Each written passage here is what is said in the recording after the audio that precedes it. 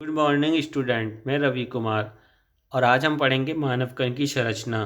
हम कैसे सुनते हैं। हम एक अति संवेदी युक्ति जिसे कान कहते हैं की सहायता से सुनते हैं। ये श्रवणीय आवृत्ति द्वारा वायु में होने वाले दाब परिवर्तनों को विद्युत संकेतों में बदल देती है, जो श्रवण तंत्रिकाओं से होते हुए मस्तिष्क तक पहुंचते हैं। मानव के कान द्वारा सुनने की प्रक्रिया के पक्ष के बारे में आप यहाँ चर्चा करोगे। ये आपको फिगर बनाना है और ये सब चीज़ें लिखनी है। तो कान में क्या क्या होता है देखो, ये कर्ण पल्लव होता है, मुद्रक होता है, निहाई, वलयक, श्रवण तंत्रिका, कर्णावृत, कर्णपट, श्रवण नलिका, युष्टि नलिका, बाह्यकर्ण, मध्यकर्ण और अंत्यकर्ण।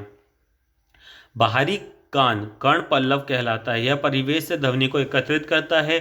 एकत्रित ध्वनि श्रवण नालिका से गुजरती है। श्रवण नालिका के सिरों पर एक पतली झिल्ली होती है जिसे कर्णपटह या कर्णपटह झिल्ली बोलते हैं।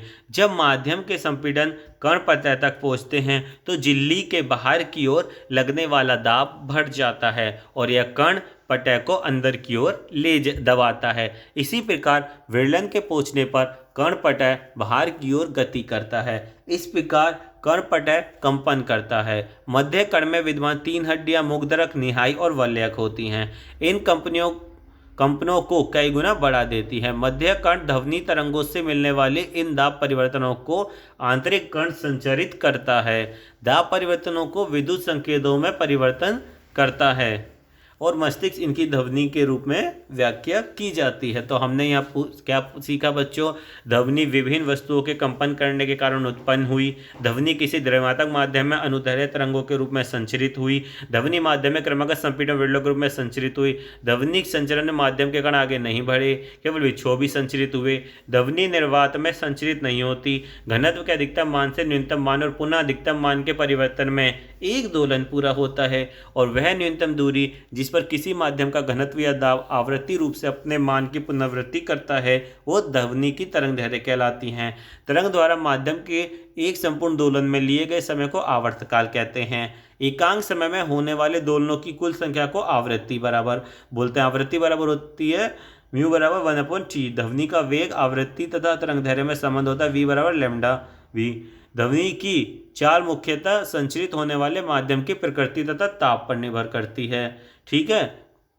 ध्वनि के परावर्तन के नियम के अनुसार ध्वनि के आपतन होने की दिशा तथा परावर्तन होने की दिशा परावर्तक सतह पर खींचे गए अभिलंब समान कोण बनाते हैं और ये तीनों एक ही तल में स्थित होते हैं। स्पष्ट प्रतिध्वनि के लिए मूल ध्वनि तथा परावर्तित ध्वनि के बीच कम से कम 0.1 सेकंड का समय अंतराल अवश्य होना चाहिए। किसी सभागार में ध्वनि निमन बारंबार परिवर्तनों के कारण होता है और इसे अनुरण कहते हैं। ध्वनि के अभिलक्षण जैसे तारत्व, प्रबलता और गुणता संगत तरंगों के गुणों द्वारा निर्धारित होती है। प्रबलता ध्वनि की तीव्रता के लिए कानों की शारीरिक अनुक्रिया है। किसी एकांक क्षेत्रफल में 1 सेकंड में गुजरने वाली ध्वनि ऊर्जा को ध्वनि की तीव्रता बोलते हैं। मानवों में ध्वनि की श्रव्यता की आवृत्ति का औसत परास 20 हर्ट्ज से 20 किलो हर्ट्ज है। श्रव्यता के परास में कम आवृत्ति की ध्वनि को अवश्रव्य ध्वनि बोलते हैं और अधिक आवृत्ति को पराध्वनि बोलते हैं।